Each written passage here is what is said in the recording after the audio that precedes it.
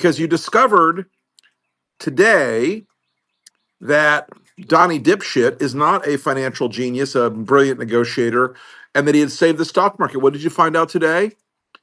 It's what they call in investing a dead cat bounce. Trump went out yesterday, caved in because Scott Bessent went to him and said, Sir, you've got a big, beautiful trade deal, sir. But the trade deal was had raised the 10-year notes lending rate 60 basis points.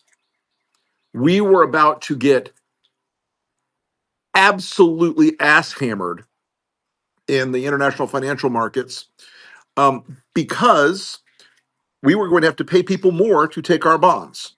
The Japanese were selling off American bonds at a pretty steady clip last night. They were not happy, or night before last, excuse me. They were not happy.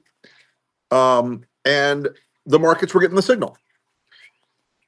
Now, Trump backed off of the tariffs for 90 days, still leaving in the stupid 10% tariff, which idiocy on its own, but then putting a 47 trillion percent tariff on China, whatever the number was. 124%, 107%, whatever it is, doesn't matter. What he didn't figure out, and what the market today is figuring out during its dead cat bounce, is that there's never a plan with this guy. There's never a plan. There's no plan. There's no plan. There's no plan here. It's all just noise up in his head. It's market manipulation. People are asking in the comments right now, is it fraud? Of course it's fraud. Of course his friends and family got in on the deal. If you believe for 1 second that Trump's close allies and close friends and family members weren't getting the nod and a wink phone call or the nod and the wink text message or the nod and the wink email beforehand, then I refer you to his Truth Social Zeet or Skeet or Scat or whatever the fuck they're called on Truth Social. The dollar store of Twitters. That moment yesterday where Wall Street, where it's irrational exuberance, to use a phrase we used to love, where the excess of animal spirits, to use a phrase we used to love. What are you doing? Come here, girl. I've got dogs. They're out on the porch. The excess of animal spirits that took off yesterday in the market rockets up. It was a fucking scam, people. Now, look, we don't have an SEC anymore or a DOJ that would prosecute the sort of financial crimes that we just witnessed. But that's a long statute of limitations. It's a long one. And no, Donald, that wasn't an official act as part of your presidency to tell your friends to pump and dump. But the spike you can see on the SPY in particular yesterday is remarkable. The spike that you saw in the market popping up was irrational. But today, rationality has reared its ugly head once again. Because here's what the market knows. We are now in a full-fledged trade war with China. Now, whether you love China or not, whether you think China is a global competitor and a peer competitor, which I do, what do you think we ought to alter the relationship we have with China in some fundamental ways, which I do? What you saw yesterday was Trump getting the worst of both worlds. He's not that smart. I'm starting to think he's not that smart, guys. What do you think?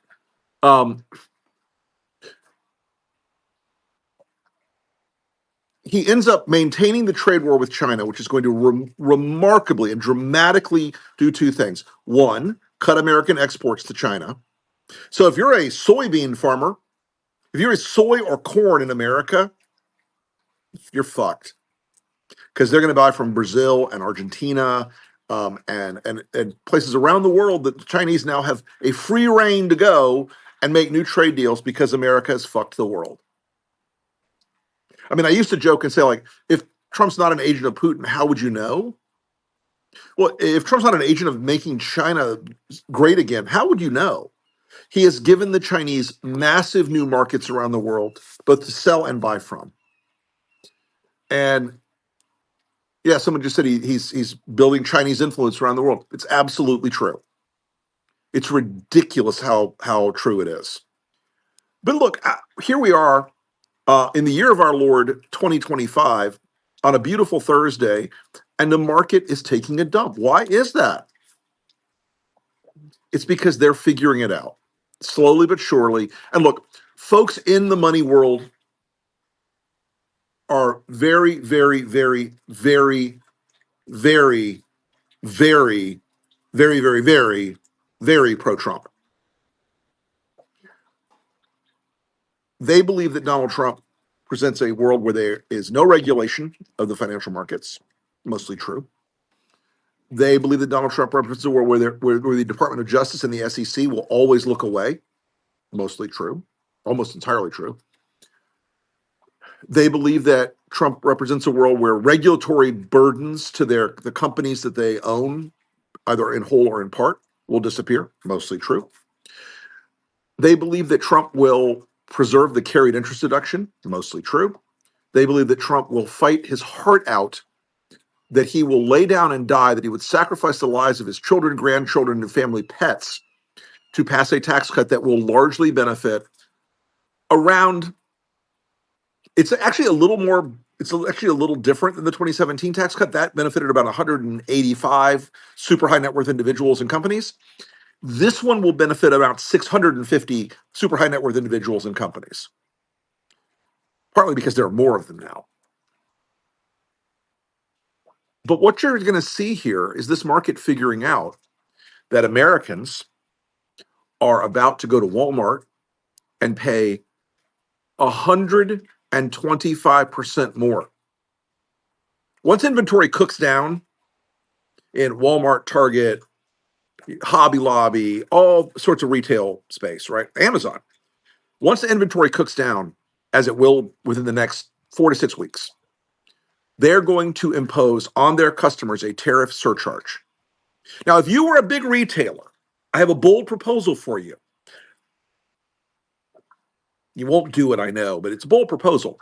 Target and Walmart and Hobby Lobby and everybody else should have on their receipt that they sell to any customer, whether online or in the stores, the receipt should say Trump tariff tax, because that's what this is. It is a tax.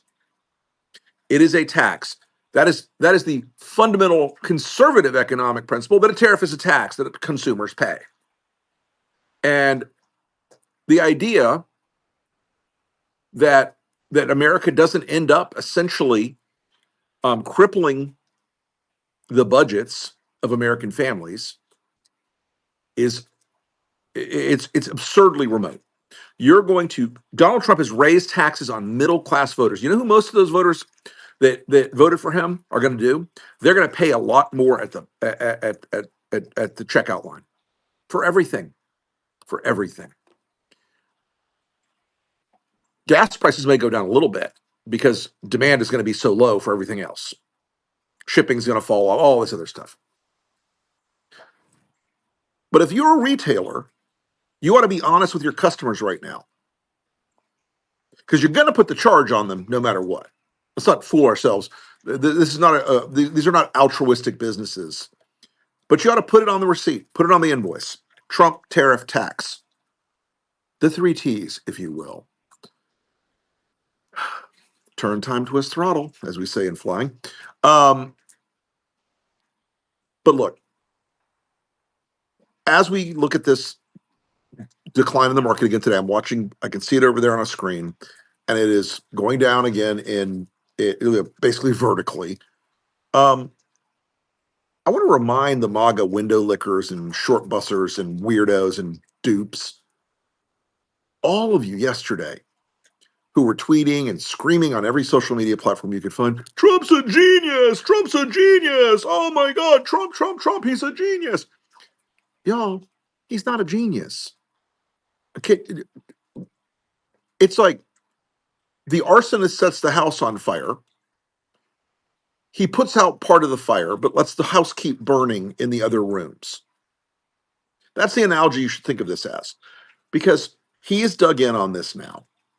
Now, this 99-day or 100-day or 90-day gap or whatever he's going to do still maintains these massive tariffs on Canada, massive tariffs on Mexico, and massive tariffs on China. Oh, wait, who would our three biggest trading partners be? Let me think. Oh, wait, it's China, Mexico, and Canada. Because he's doing this way, because he's doing, hey, Steve Beschloss, how are you, buddy? Because he's doing this way, because he's chosen this path, and because we now live in a world where he's going to rely on increasing disruption and spectacle to maintain the illusion of control. I think it's important to understand how little he has now. The market is now getting it. So yesterday, he does this delay and the market soars. But now the market's going to chase the dragon. Now the market's going to need something bigger.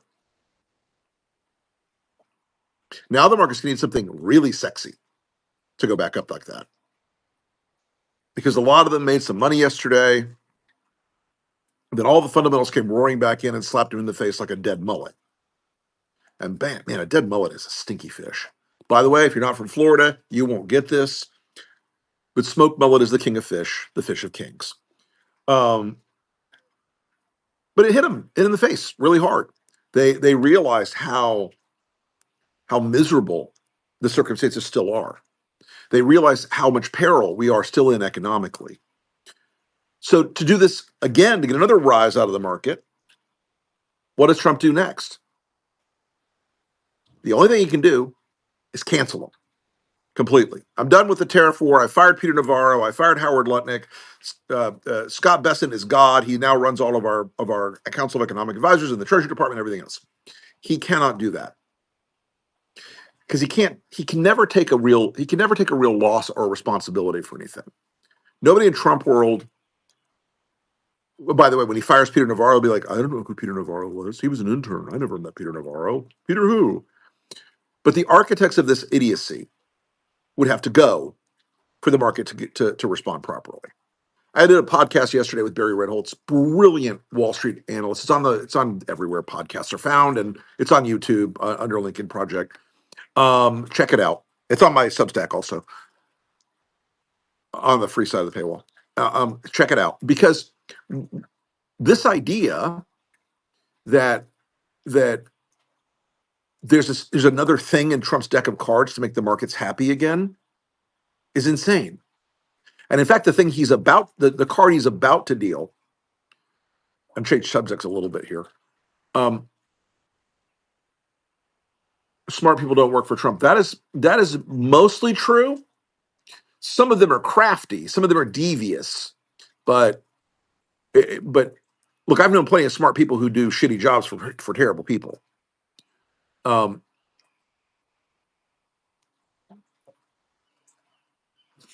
That, Cindy, or Grant, is the best line I've ever seen. The leopards are going to need Jenny Craig.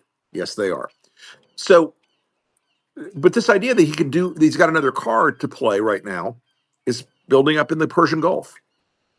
We've got 6, which is about a third of the operational fleet, B-2 bombers parked over at Diego Garcia. They ain't there for fun, y'all. They're rattling the saber about bombing Iran. And again, as always with MAGA, they'll say, you're pro-Iranian, you're a cook, you love Iran, and Tehran and the mullahs. Fuck off. I've been dealing with Iran since you were fucking children. And so the idea and the temptation for Trump after using the B-2s on the Houthis, which is sort of like using a sledgehammer to kill a gnat, but okay. The temptation right now for them is to reset the card table, flip the table over, go bomb Natanz and Firuz and a couple other spots in Iran. It's not impossible. And frankly, with the B-2 and the order of battle we have in the Gulf right now, we'll probably be successful in the short term. Now, Iran, of course, gets a vote after that, which is kind of a scary thought. But, I believe that Trump has those two cards that he wants to play. He wants to bomb Iran, And if there are protests or objections in this country, he wants to invoke the Insurrection Act. I think he's now put himself in a very terrible box. His economic polling numbers are crashing to the floor. One little 6 hour window yesterday of joy, and what the hell was that? So I live in a very woodsy, isolated area out here, and hearing giant, loud clankings like that, I think they're sending armored vehicles toward me. Something. Anyway, um, I think he wants the Insurrection Act, and he wants a domestic conflict so we can blame everything else on that. Antifa, Black Lives Matter, whatever the new demon from their catalog of imaginary demons is. I think that's his next domestic play. I think it's a dangerous one because, of course, it is. Um, my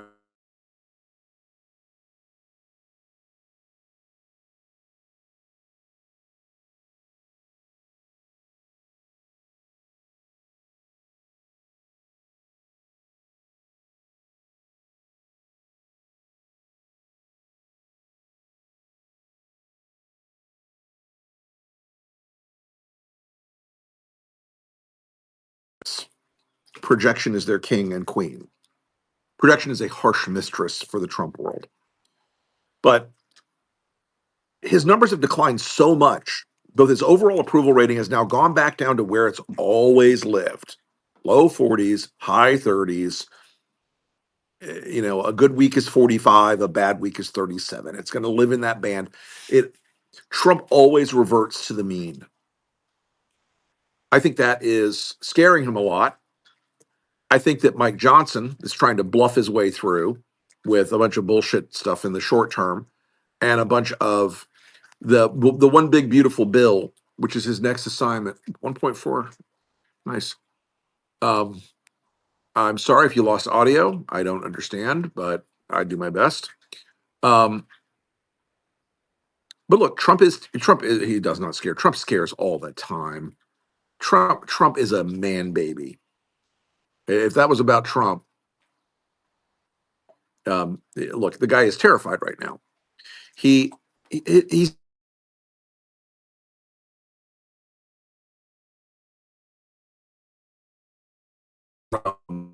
pattern thought.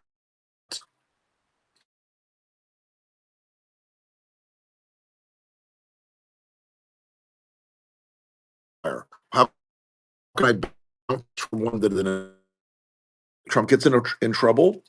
He says, "Oh, well, I'm in trouble. What should I do to get out of trouble? Not fix the trouble. It's I'll do something outrageous, and people will stop thinking about the first thing that got me in trouble. And when the second thing starts to get him in more trouble, he does the third and the fourth. Now we're at a point where there's nuclear roulette involved. Now we're at a point where where the the possibility of attacking Iran, if you want to set back the Middle East another 75 years, go knock yourself out, pal. I can just tell you, we've now been to this rodeo a couple times in my lifetime, and I don't think we're going to be greeted as liberators. And I don't think it has changed anything um, in my calculus of how Trump is in a very bad box. A war with Iran will not be popular. No, it'll be popular for 2 weeks, 3 weeks, and then it'll blow up. Also, we've got intermittent audio. I'm going to do something crazy, guys. I'm going to detach this microphone. If it stops working and you can't hear me, I need to know because then I have to stop the stream. How about now? Can you hear me? Thumbs up or down? Video's frozen. Video's frozen.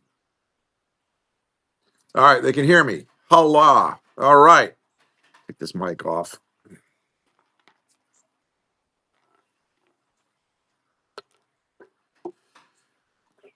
Lavalier mic. Supposed to use them. Supposed to be good for the world. Okay, good. We're better now. I think the mic might have had something to do with the staticiness.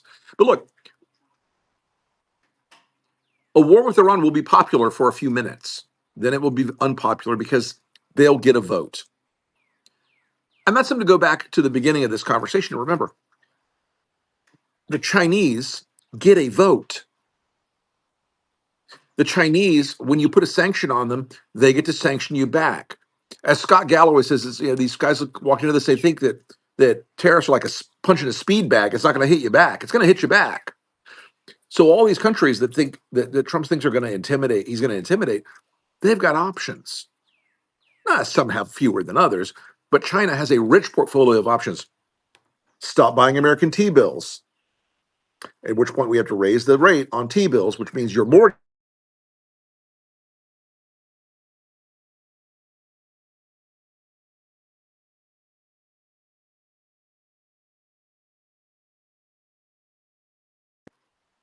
Sorry, folks. People are calling me like crazy now, and God knows what's going on. Give me a moment here. But China gets a vote. China gets to do things that are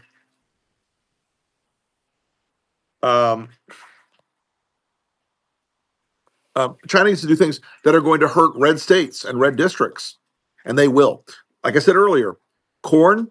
If you're a corn or soybean farmer in America, you're fucking due. You're cooked. That's a big market. I talked to a soybean guy a couple of weeks ago. It was like, holy shit,